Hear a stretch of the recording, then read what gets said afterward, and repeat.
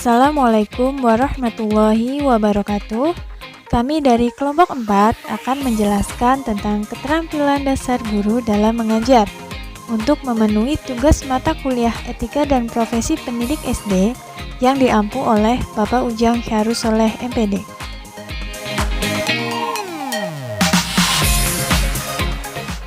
Keterampilan membuka pelajaran. Membuka pelajaran merupakan kegiatan yang dilakukan guru untuk menciptakan suasana siap mental dan menimbulkan perhatian peserta didik agar terpusat pada hal-hal yang akan dipelajarinya.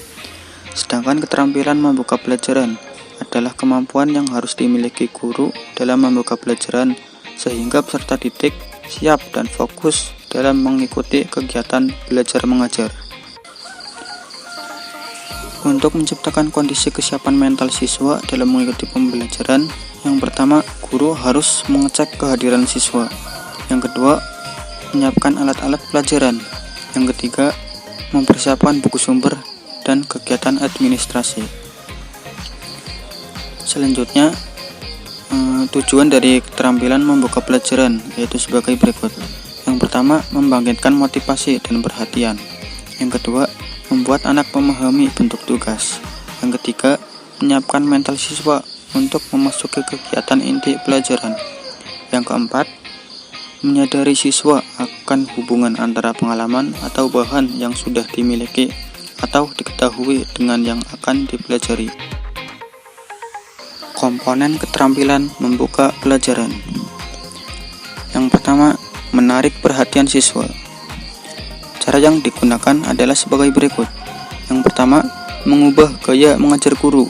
Perhatian dapat timbul dari apresiasi gaya mengajar guru, seperti posisi atau kegiatan yang berbeda dari biasanya. Yang kedua, guru bisa berdiri di depan, kemudian berdiri di belakang. Yang ketiga, suara yang biasa keras diubah menjadi suara yang pelan dan bercerita.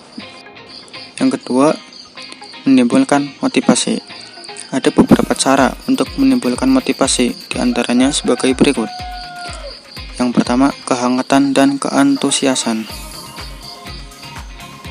Bersikap hangat, ramah, antusias, bersahabat, dan sebagainya dapat mendorong tingkah dan kesenangan dalam mengajarkan tugas sehingga motivasi siswa akan timbul.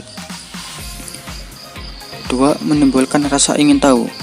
Menimbulkan rasa ingin tahu siswa dapat dilakukan dengan cara melontarkan atau mengemukakan ide yang bertentangan dengan penyelesaian masalah atau kondisi diri dari kenyataan sehari-hari. Yang ketiga, memperhatikan minat siswa. Minat merupakan sumber motivasi yang dapat dimanfaatkan untuk membangkitkan gairah belajar anak didik.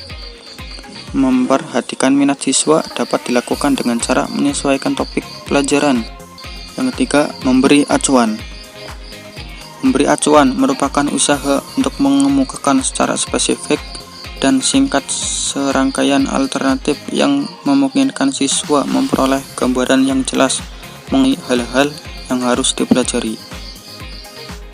Keterampilan menutup pelajaran. Menutup pelajaran adalah kegiatan yang dilakukan oleh guru untuk mengakhiri pelajaran atau kegiatan belajar mengajar dengan mengemukakan kembali pokok-pokok pelajaran. Sedangkan keterampilan menutup pelajaran merupakan keterampilan merangkum inti pelajaran pada akhir kegiatan pelajaran. Adapun tujuan dari menutup pelajaran antara lain, yang pertama, memberikan gambaran menyeluruh tentang apa yang telah dipelajari oleh peserta didik. Yang kedua, mengetahui tingkat pencapaian peserta didik. Yang ketiga, mengetahui tingkat keberhasilan guru dalam proses belajar mengajar. Komponen keterampilan menutup pelajaran. Yang pertama, meninjau kembali atau review. Pada akhir kegiatan, guru sebaiknya meninjau kembali atau mengulangi kembali hal-hal yang dianggap penting atau kunci bahan pelajaran yang diberikan, serta apakah inti pelajaran yang diajarkan sudah dipahami oleh siswa atau belum. Hal ini dapat dilakukan setiap saat selesai memberikan satu konsep ataupun pada akhir pelajaran. kedua, mengevaluasi atau menilai. Dalam menutup pelajaran, di samping mereview, guru seharusnya juga melakukan evaluasi terhadap proses pembelajaran yang baru saja dilakukan. Evaluasi merupakan salah satu upaya untuk mengetahui apakah siswa sudah mendapatkan pemahaman yang utuh terhadap konsep yang dijelaskan. Yang ketiga, memberikan tindak lanjut. Tindak lanjut yaitu upaya meningkatkan lanjutan terhadap kegiatan pembelajaran yang telah dilakukan dengan maksud untuk lebih memanfaatkan pemahaman siswa baik berkenaan dengan konsep-konsep dalam rangka mengaplikasikan pemahaman konsep terhadap pemecahan-pemecahan masalah praktis. Memberi penguatan. Keterampilan membuka penguatan secara garis besar dapat dimaknai sebagai kemampuan guru dalam memberikan respon terhadap perilaku siswa dalam kegiatan belajar mengajar agar siswa terdorong untuk meningkatkan perilaku positif tersebut. Komponen keterampilan memberi penguatan. Yang pertama, penguatan verbal. Tanggapan guru yang berupa kata-kata pujian, dukungan, dan pengakuan dapat digunakan untuk memberikan penguatan atas kinerja peserta didik. Peserta didik yang telah mendapatkan penguatan akan merasa bangga dan termotivasi untuk meningkatkan kembali prestasi belajarnya. Penguatan verbal dapat dinyatakan dalam dua bentuk, yaitu melalui kata-kata dan melalui kalimat. Penguatan dalam bentuk kata-kata dapat berupa benar, tepat, bagus sekali, baik, mengagumkan, setuju, cerdas, dan lain sebagainya. Yang kedua, penguatan nonverbal. Penguatan nonverbal diantaranya sebagai berikut. Yang pertama, penguatan berupa mimik dan gerakan badan atau gestural. Yang kedua, penguatan dengan cara mendekati. Yang ketiga, penguatan dengan sentuhan.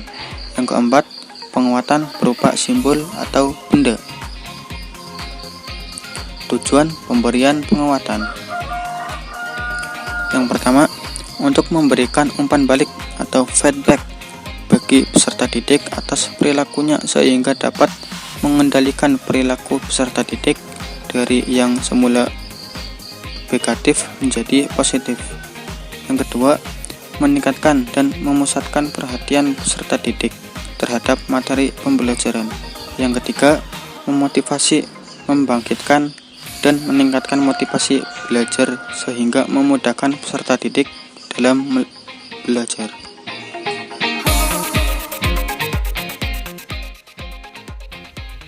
Keterampilan variasi mengajar. Keterampilan variasi adalah keterampilan guru untuk menjaga agar iklim pembelajaran tetap menarik perhatian dan tidak membosankan, sehingga siswa menunjukkan sikap antusias, ketekunan, penuh gairah, dan berpartisipasi aktif dalam setiap langkah kegiatan pembelajaran. Tujuan variasi mengajar.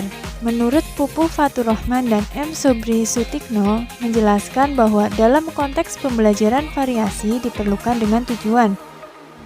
Yang pertama, agar perhatian siswa meningkat. Selama proses belajar mengajar berlangsung, siswa dituntut untuk memperhatikan materi, sikap, dan teladan yang diberikan oleh guru. Apabila perhatian siswa berkurang, sulit diharapkan jika siswa mengetahui dan memahami apa yang diuraikan guru. Oleh karena itu, tujuan pembelajaran akan tercapai manakala kendala-kendala di atas dapat teratasi. Salah satunya yaitu dengan melakukan variasi mengajar. Tujuan yang kedua yaitu motivasi siswa. Variasi belajar yang dilakukan oleh guru berkontribusi besar untuk membantu siswa agar lebih termotivasi dalam belajar. Karena banyak siswa yang memilih-milih pelajaran berdasarkan kesenangannya. Yang ketiga, menjaga wibawa guru. Guru hendaklah menyadari bahwa kehadirannya sewaktu mengajar tidak seluruh siswa menyenanginya. Banyak guru yang kehadirannya di kelas disambut dengan senyum kecut atau bahkan ditertawai. Faktor ketidaksenangan siswa terhadap guru umumnya terjadi sebagai reaksi terhadap perilaku guru selama mengajar. Jenis dan teknik variasi. Yang pertama, variasi pada waktu melaksanakan proses pembelajaran. Untuk menjaga agar proses pembelajaran tetap kondusif, ada beberapa teknik yang dapat dilakukan, seperti penggunaan variasi suara atau teacher voice. Guru yang baik akan terampil mengatur volume suaranya, sehingga pesan akan mudah ditangkap dan dipahami oleh seluruh siswa. Guru harus mampu mengatur suara, kapan ia harus mengeraskan suaranya, dan kapan harus melemahkan suaranya. Yang kedua, dengan pemusatan perhatian. Memusatkan perhatian siswa pada hal-hal yang dianggap penting dapat dilakukan oleh guru untuk memfokuskan perhatian siswa. Yang ketiga, kebisuan guru atau teacher silence. Ada kalanya guru dituntut untuk tidak berkata apa-apa. Teknik ini digunakan manakala siswa dalam keadaan ribut. Yang keempat, mengadakan kontak pandang atau eye contact. Setiap siswa membutuhkan perhatian dan penghargaan. Guru yang baik akan memberikan perhatian kepada siswa melalui kontak mata yang terjaga secara terus-menerus, dan hal ini dapat menumbuhkan kepercayaan dari diri siswa. Yang kelima, ada gerak guru atau teacher movement. Guru yang baik akan terampil mengekspresikan wajah sesuai dengan pesan yang ingin disampaikan. Selanjutnya, ada variasi dalam penggunaan media dan alat pembelajaran. Variasi penggunaan media dan alat pembelajaran dapat dilakukan sebagai berikut. Pertama, dengan menggunakan variasi media yang dapat dilihat atau visual, seperti menggunakan gambar, slide, foto, bagan, dan lainnya. Yang kedua, variasi alat atau media yang bisa didengar atau auditif, seperti menggunakan radio, musik, puisi, dan lain sebagainya. Yang ketiga, variasi alat atau bahan yang dapat diraba, dimanipulasi, dan digerakkan atau motorik. Contohnya seperti alat peraga, model, dan lain-lain. Selanjutnya ada variasi dalam interaksi. Guru perlu membangun interaksi secara penuh dengan memberikan kesempatan seluas-luasnya kepada siswa untuk berinteraksi dengan lingkungannya. Oleh sebab itu, guru perlu menggunakan variasi interaksi dua arah, yaitu pola interaksi siswa-guru siswa, atau bahkan pola interaksi multi arah. Keterampilan menjelaskan materi. Menurut Udin Eswinata Putra, mengungkapkan bahwa keterampilan menjelaskan mempunyai makna menyajikan informasi secara lisan yang diorganisasi secara sistematis untuk menunjukkan adanya hubungan antara satu bagian dengan bagian yang lainnya. Tujuan keterampilan menjelaskan materi. Menurut Udin Saifuddin Sa'ud, tujuan dari keterampilan menjelaskan materi yaitu 1. Membimbing murid untuk memahami materi yang dipelajari. 2. Melibatkan murid untuk berpikir dengan memecahkan masalah-masalah. 3. Membimbing murid untuk menghayati dan mendapat proses penalaran serta menggunakan bukti-bukti dalam pemecahan masalah. Agar penjelasan guru dapat tersampaikan kepada murid dengan baik, maka guru perlu memperhatikan beberapa hal berikut ini. Yang pertama, menentukan hal-hal pokok yang berhubungan antara satu sama lain. Dengan begitu, struktur pelajaran diperjelas dan proses pembelajaran dapat terlaksana dengan baik. 2. Memberikan penjelasan yang meyakinkan, artinya menerangkan hal-hal yang benar atau valid. 3. Memberikan penjelasan secara jelas atau sederhana dengan menyatakan pokok terlebih dahulu, baru perinciannya, atau dengan memberikan contoh yang diambil dari kehidupan sehari-hari.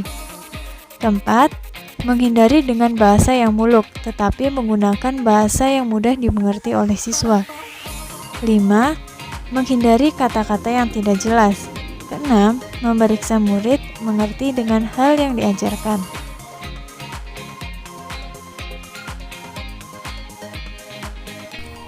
Keterampilan bertanya. Keterampilan bertanya sangat perlu dikuasai guru untuk menciptakan pembelajaran yang efektif dan menyenangkan. Karena hampir pada setiap tahap pembelajaran, guru dituntut untuk mengajukan pertanyaan dan kualitas pertanyaan yang diajukan guru akan menentukan kualitas jawaban peserta didik. Menurut Gulo, menyatakan bahwa keterampilan bertanya yang baik dapat dilakukan melalui keterampilan bertanya tingkat dasar dan keterampilan bertanya tingkat lanjut. Keterampilan bertanya dibagi menjadi dua, yakni keterampilan bertanya dasar dan keterampilan bertanya lanjut. Keterampilan bertanya dasar adalah kecakapan guru dalam mengajukan pertanyaan kepada peserta didik dengan cara A. Mengungkapkan pertanyaan secara jelas dan singkat. B. Memberikan acuan pertanyaan berupa pertanyaan yang berisi informasi yang relevan dengan jawaban yang diharapkan dari peserta didik. C. Memusatkan pertanyaan ke arah jawaban yang diminta. D. Melakukan pemindahan giliran menjawab. E. Menyebarkan pertanyaan. Keterampilan bertanya lanjut. Keterampilan bertanya lanjut adalah kecakapan guru dalam mengajukan pertanyaan kepada peserta didik untuk lebih mengutamakan usaha mengembangkan kemampuan berpikir peserta didik, memperbesar partisipasi, dan mendorong peserta didik agar berinisiatif sendiri dengan cara A. Melakukan perubahan tuntunan tingkat kognitif pada pertanyaan yang diajukan. B. Mengatur urutan pertanyaan. C. Menggunakan pertanyaan pelacak apabila jawaban yang diberikan peserta didik masih kurang tepat. D. Meningkatkan terjadinya interaksi. Keterampilan membimbing diskusi. Menurut Mulyasa dalam Suwarna, diskusi kelompok adalah suatu proses percakapan yang teratur yang melibatkan sekelompok orang dalam interaksi tatap muka yang bebas dan terbuka dengan tujuan berbagi informasi atau pengalaman, mengambil keputusan atau memecahkan suatu masalah. Guru harus mengupayakan agar diskusi tersebut berjalan dengan optimal. Ada beberapa keterampilan yang harus dimiliki guru sebagai pemimpin diskusi adalah sebagai berikut. 1. Memusatkan perhatian. Selama kegiatan diskusi kelompok kecil berlangsung, guru senantiasa harus berusaha memusatkan perhatian dan aktivitas pembelajaran siswa pada topik atau permasalahan yang didiskusikan. Kedua, memperjelas masalah atau urutan. Pada saat diskusi berjalan, kadang-kadang pertanyaan, komentar, pendapat, atau gagasan yang disampaikan peserta diskusi ada kalanya kurang jelas, sehingga jelas mengaburkan pada topik pembahasan. Kadang-kadang juga menimbulkan ketegangan atau permasalahan baru dalam diskusi. Oleh karena itu, guru atau pimpinan diskusi harus segera memperjelas terhadap pendapat atau pembicaraan peserta diskusi yang kurang jelas ditangkap oleh peserta diskusi lainnya. Yang ketiga, menganalisis pandangan siswa. Perbedaan pendapat dalam diskusi adalah sesuatu yang wajar dan sangat mungkin terjadi. Namun, yang harus diperhatikan oleh guru atau pimpinan diskusi adalah bagaimana agar perbedaan pendapat tersebut menjadi dorongan dan membimbing setiap anggota kelompok untuk berpartisipasi secara aktif dan konstruktif terpecahkan masalah yang didiskusikannya. Disinilah pentingnya melakukan analisis terhadap pandangan yang berbeda yang dimunculkan oleh setiap peserta didik. Keempat, meningkatkan urunan siswa. Diskusi dalam pembelajaran antara lain adalah untuk melatih kemampuan berpikir siswa, yaitu melalui menyampaikan ide, pendapat, komentar, kritik, dan lain sebagainya Agar sasaran dari diskusi dapat tercapai, yaitu dalam rangka mengembangkan kemampuan berpikir siswa secara optimal, maka guru atau pimpinan diskusi harus mendorong setiap anggota diskusi untuk berpikir dan menyampaikan buah pikirannya dalam forum diskusi tersebut. Kelima, menyebarkan kesempatan berpartisipasi. Proses dan hasil diskusi harus mencerminkan dari hasil kerja kolektif antar sesama peserta diskusi. Oleh karena itu, setiap anggota diskusi harus memiliki kesempatan yang sama untuk menyampaikan ide, pendapat, atau memberikan komentar. Kegiatan diskusi merupakan salah satu contoh penerapan demokrasi dalam pembelajaran. Karenanya, pimpinan diskusi atau guru harus mampu mengendalikan kegiatan diskusi agar pembicara tidak didominasi oleh sekelompok atau orang-orang tertentu saja. Keterampilan mengelola kelas. Menurut bahasa, dalam tanda kutip keterampilan artinya kecakapan untuk menyelesaikan tugas. Sedangkan menurut istilah, keterampilan adalah sekumpulan pengetahuan dan kemampuan yang harus dikuasai.